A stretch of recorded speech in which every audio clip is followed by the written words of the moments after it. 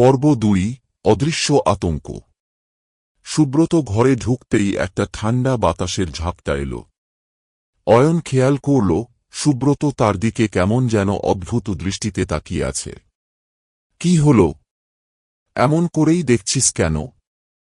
সুব্রত মৃদু হেসে বলল, তোকে কেমন যেন অদ্ভুত লাগছে। ঠিক আছে, কোথাও বেরোবি? অয়ন চুপ, হাতের চিঠিটা লুকিয়ে ফেলল পকেটে। রাত বাড়ছিল। হঠাৎই বিদ্যুৎ চলে গেল। ঘর অন্ধকার। বাইরে ঝড়ো বাতাস।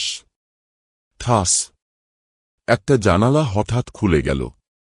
অয়ন অনুভব করল কেউ যেন খুব আস্তে করে তার কানের কাছে ফিস করে বলছে, সে কে জানিস তো? সঙ্গে সঙ্গে তার সারা শরীর কেঁপে উঠল। কে? কে কথা বলল?